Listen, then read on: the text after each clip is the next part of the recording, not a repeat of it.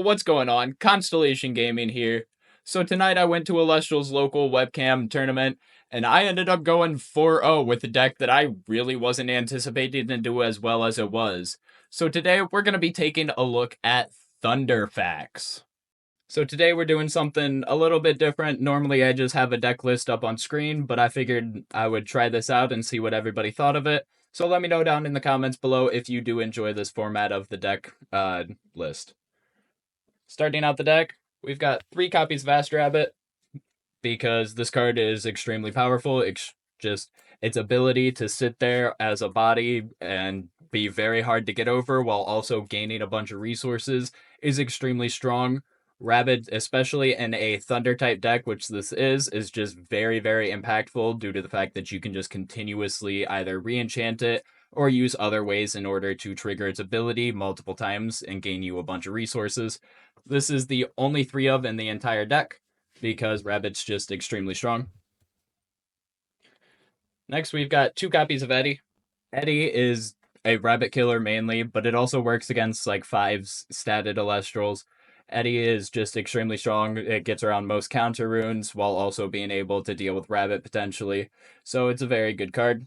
But I couldn't find another room, or I couldn't find any room for another one. Would have loved to have a third one, but I just couldn't find any room for it. Got 2 copies of Sorlet here. This is another Eddie, just a 5 stat line Eddie also. Extremely strong just due to the fact that it is a 5 stat line, so even with Rabbit plus PTA, can't make this crash. They have to actively expend the PTA, and then it can get over a lot of other things and also outs a Galaxy, unlike Eddie. There was one play where my opponent had a Cyanectar on board, and I played out the Sorlet so that he also had a Viscerus. I played out Sorlet so that way I could force him to utilize his PTA, still change his Cyanectar's position. He ended up changing it or enchanting it to be wind enchanted, so I couldn't utilize Sorlet's ability, but then I was just able to necklace my already scythed rabbit in order to get over it. So this card forced my opponent into a very awkward position, and then I was still able to change the Viscerus to defense and just walk over it. So Sorlet, extremely powerful card. Next up, we've got 2 copies of Jolton, and this card is actually extremely important in this deck. Not only does it give you 2 more starters in the deck that you can play, because this is a little shy on the starters, and also it's just with Mount Olympus, which it already fetches. It's a 5/3 body that can't be cryoblasted, which is really good. Plus, it also works really well with a bunch of the other cards. Makes Rabbit a 3/6, which is really, really hard to get over. And then it works very well in tandem with our next card, which is the whole reason why I wanted to build this deck, is 2 copies of Fulgaris. Fulgaris is very unassuming at first. It's just a 2/3 guy that says it gets 2 attack for each Thunder Enchanting Rune on the field. So with this, plus Mount Olympus, Fulgaris becomes a 5/4 instantly, which a lot of Elestrals have a hard time dealing with that stat line just with that alone. If you have a Zeus on board, this becomes a 7 attacker, which obviously the optimal state of a board for Thunder is having both Mount Olympus and a Zeus on board. So that's already something Thunder wants to do. So playing this just plays even more well into that type of package. Plus, also we're running other cards that work very well in tandem with it. But yeah, Fulgaris, really underestimated card. I think it's actually pretty strong in my opinion. Got 2 copies of Viscerus here. Viscerus is extremely strong. Just if it's an open board, it can spell the end of the game completely. Viscerus having the ability to just swarm out the board while also being a 5 attacker puts a ton of pressure on decks, especially in the late game. Then to our one-ofs, we've got 1 Equal Links, because we can only play 1. This card is stupidly busted. It can literally just allow you to control the entire game, and your opponent pretty much can't do anything. You can just sit there every single turn before you even do anything and pop their back row so they can't have back row. And then you just keep playing guys, and it's just game over as if an Equal Links can stick. There's not much they can do about it. 1 copy of Quackle, because this deck is pretty heavy on the spirits. I do believe we've got another one in the side. but the fact that this Thunder can natively heal is very important. So having the Quackle in this type of deck that's pretty expensive is really good. And then we've got one copy of Arcolith. This card is extremely strong. It forces people into really awkward positions, especially late game. And since we're playing Thunder natively, we don't have to just sit there and wait for them to play two Elestrals in attack position. We can always just ascend over one of our guys and then have a bunch of spirits extra on board that our opponent wasn't ready for. There was one extremely good play that I had with Arcolith. My opponent was down to a few spirits left. I think it was like four, and I played out Arcolith. I was gonna re-enchant Rabbit and deal a bunch of damage, and then he Gorgonsed it. And I had four spirits left. I had my Scythe of, or not Scythe, my Necklace of Harmonia on board, and it was about to burn me for two.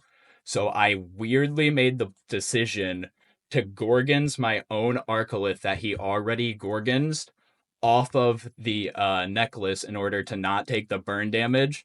And then next turn he showed me the eruption, and I had just enough spirits in order to live it. So it was a very, very awkward play, but I felt like it was a just 200 IQ play that I made with that. And then, of course, one copy of Elichick because it's extremely broken. It comes out as pretty much a 7 attacker. It is extremely strong. Just the ability to search out your divines, act as though it's another copy of them, is extremely impactful. Got 3 copies of Ambrosia because healing is busted.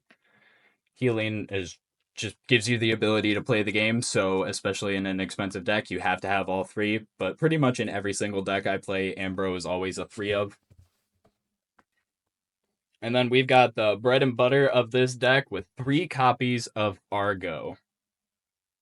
Now, Argo, I know I last week was talking that I don't like the card. Honestly, I think my opinion has shifted a little bit. I just didn't have a brick fest with Argo. I was actually able to utilize its abilities and just see exactly how strong this card is. Because if you flip one Argo, it can just flip the entire tempo of the game. I had one game where I flipped 2 Argos and it was just game over at that point. There was literally nothing they could do to come back from that. To pair with our Argos, we've got Necklace and Scythe of Demeter. Necklace is important for multiple reasons due to the fact that it's Omni. It can be either Thunder or Earth Enchanted, so you can utilize it very well with your Fulgaries, because people just won't expect you to just all of a sudden become as strong as you are. A lot of times, even if Fulgaries is just a 4 attacker, a lot of cards that are getting utilized with Argo are also 4 attackers. So you can just surprise crash with them, or if you have either Zeus or your stadium on board, you can just all of a suddenly take a win that they were not expecting you to be able to have due to the fact that they also had Argo and was just auto expecting to win combat. 3 copies of Gorgon's Gaze because it's the best counter rune in the entire game. Shuts off literally anything that an opposing Celestial could even think about doing. And apparently is really good against your own Celestials too, in order to get your necklace off. Just extremely strong card, very versatile, has a bunch of uses that even I wouldn't have thought about until literally today in the moment. So just Gorgon's Gaze, always going to be an extremely impactful card. 2 copies of Shield. This is just for guys who are bigger, plus also with a bunch of the Argo stuff. Shield is really impactful into it. Allows you to just shield a thing that's been Argo targeted and just essentially make them spend 4 separate spirits while you spend like 2 spirits in order to deal with their threat and while they thought they were about to win combat. Shield is extremely strong in this metagame. It also deals with like bigger threats. And yeah, that's why it's played at 2 of. We got 2 copies of Altar of Stars. Altar of Stars is actually a lot stronger in this deck than I would have. And honestly, I believe it's really strong in just pretty much any Argo deck due to the amount of spirits that you're going to have on board. Plus, you can also utilize just both spirits from your necklace in order to 1, cast Necklace, and 2, trigger its Nexus ability. So paired with Argo, Alter is extremely strong. Plus, also you have rabbits that you can just utilize and recycle your rabbit ability while using Alter. And then there's other plays like against Argo, Alter is also extremely strong due to the fact that if they necklace their guy, you can just change it to defense position, still walk over it. Other plays like that. Next up, we have two copies of Mount Olympus. We already talked about this with the Jolton. It's just extremely strong with both the full carries and also just any of your Thunder guys. Plus, it enables us to play our next card, which is one copy of Race to the Top. This card is still extremely strong. People sleep on it and they just don't realize how impactful this can be. You don't even necessarily have to have a guy in order for you to just destroy something. Just play Mount Olympus, Race to the Top, as long as they have two guys, and you can just pop one of them. Plus, also, you're playing literally one of the fattest Elestrals in the entire game with Astro Rabbit, so Race to the Top almost always has a viable Elestral for you to have the defense over your opponents. One copy of Resting on Your Laurels. This is mainly just for Argo mirrors because a lot of times if you're not in the Argo mirror, you're not going to have a bunch of excess, like they're not going to have more spirits than you. But because of the popularity of Argo, I still keep this in main deck since there's a chance that they either flip their own Argo, they're playing Divines or something like that. So Resting is still a good card for the main in my opinion. It's just a matter of what you're playing it against, because you could side this out against other decks that aren't necessarily Argo. One copy of Earthquake because it's just unconditional removal that's extremely strong. No, nothing else really to talk about that. And then we've got our two copies of Zeus and one copy of Demeter. Zeus is just the best Divine Rune in the entire game. We're already in Thunder. It triggers our Volcaries to be essentially a 7 attacker on its own, plus also paired with Mount Olympus, Vulgaris gets to like 10 attack with Zeus. So Vulgaris can just become an extremely strong and just randomly out of nowhere threat that your opponents didn't see coming. And then Demeter obviously is just mainly to trigger the Equalings and the Nexus Bank. However, it also just works to give your Elestrals 3/3 and win combat sometimes. That's the main deck. Moving on to the side deck. Have this in the wrong order. All right. Now this is ordered properly. We've got two copies of Spoiled Fruit. Spoiled Fruit is just here for the heal matchup. Heal is still extremely impactful, as shown by Julian winning with it this weekend. I've been telling people for a long time not to take these cards out. Some people were taking Spoiled Fruit out, and I think that was just a huge error in their part. Next, we've got two copies of Cryoblast. Cryoblast is just here for fives matchups pretty much, or also pairing it with Zeus just is a weirdly colored Earthquake. It works really well against the Lunar aggro matchups too. There's just a variety of different cards that you need Cryoblast for, plus it's just extra removal. Two copies of Hurricane. Hurricane is here for Argo matchups. Argo decks just want to set a lot of cards and just sit on them, and a lot of people are stopping to respect Hurricane. So playing Hurricane can just all of a sudden win you just the entire game against an Argo deck, even if you are just flipping it to hit an Argo. It can still change the tempo of the entire game because they set that expecting to just be able to swing tempo. And it's just a really detrimental hit to them if you can hit Argo. But most of the time, you're hitting multiple stuff with this right now. Two Divine Blessing. This is for Heal Stall and also for Blistrix matchups. Divine Blessing is just extremely strong. We already want to have a bunch of spirits on board, so we're easily able to utilize this without having to worry about killing off an Celestial or anything like that. So it's just a really good card in this deck, and it's been a good card for a while. Two copies of Boombat. This is for Blistrix plus any type of big guy matchup. Boombat is extremely strong right now, and it's even better in this deck due to the fact that we can just continuously Nexus Thunder to it a lot. Well, I wouldn't say a lot, but we can easily just Nexus Thunder or we can like ascend over one of our thunder guys. That way we already have 2 thunder on Boombat. And then plus equal links can Nexus to Boombat and enable him to self-destruct and not have to worry about it and then redo it next turn. So Boombat is an extremely impactful card in this deck. And to the 1-ofs of the sideboard, we've got 1 copy of Spectaris. This is for Galaxy and anything else that relies heavily on its abilities too. But mainly it's in here just for Galaxy. A lot of people aren't on Galaxy nearly as much anymore, but Spectaris is still a really strong card. And due to the fact that Argo is really expensive, and it just really is, we're playing 1 copy of Magnetic Force Field. This is to help against burn decks, because a lot of people right now are attacking Eruption, including myself, in order to be Argo decks because they put a lot of spirits on board. And being able to natively play a card that just says, no, you can't burn me, you take 2 instead, is extremely strong. It messes up people's Eruption math all of the time. Even if they have double Eruption, sometimes it's like a lot of times it's still not enough because you burn them for their spirits that they were going to use for the Eruption, and it's a really good card. 1 copy of Quackle here in the sideboard, mainly for heal, plus just any deck, anytime I feel like I need a little bit more healing. This is here, like I've been saying this entire game. Argo, expensive.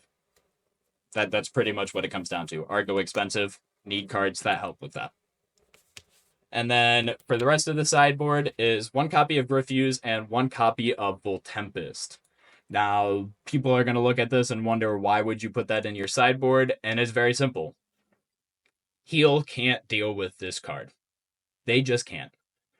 All you have to do is just get into Voltempest and just continuously re-enchant Voltempest, and they can't do a thing on this. They can't do a thing against it. They can't kill it. They can't get over it. They can't Earthquake it as long as you've got the Zeus. So there's realistically not a thing that Voltempest is scared of inside of the heal deck. So yeah, that's the deck. Well, hold on. Forgot about the Spirit deck almost. That is the side deck. And then for our Spirit deck, we're playing 1 copy of Owloon for the Spectaris. We got 1 copy of Flurmine for our Cryoblast. 1 copy of Vipyro, and you're probably wondering, why would you play 1 copy of Vipyro? You don't even have a single fire card in your entire deck. And the answer is Eruption. Like I said, Eruption is a really good way to counter out Argo. So if you just have one spirit in here and detect that they're on fire of any sort, you can easily just enchant something with a fire spirit instead to play around Eruption and not have to worry about going so low on spirits. Got 2 Lycoris. This is for your pigs. That's all it's there for. 2 Leviathan. This is for Eddie. And then we've got 5 Earth. This is just for the Earth cards that we play, obviously. The Scythe, the Demeter, Equal Links, and Viscerus. And also Earthquake. Never was I really feeling like I was lacking too much for Earth Spirits, especially with Scythe's ability to heal. If I was playing a Scythe, what I did was just put 1 Terratlas and 1 Zaptor, and then I would put that on. That way, when the Argo resolved and Scythe came on and destroyed somebody, I healed that 1 spirit back, so Argo only cost me 1, plus I had the Scythe. So it helps a little bit with the spirit cost in that manner. Then we've got 3, 6, 9 Zaptor to finish out the rest of our deck. We've got a decent amount of Thunder, so obviously we need a decent amount of Thunder. And having the ability with Quackle and Arcolith to heal some of those, we didn't need to play as much as we realistically should with this deck. I would have liked to fit another Spirit in here, honestly, if I could. However, it can't be done, and it's not really too uncomfortable to just worry about. It's not something that's really that big of a deal that you feel like you got to change the deck of, but it still feels really, really good. So that's the deck. What do you guys think down in the... Let me know what you guys think down in the comments below. Let me know if you would run this deck and just any adjustments that you might make to it. I hope you all have a good day, and peace.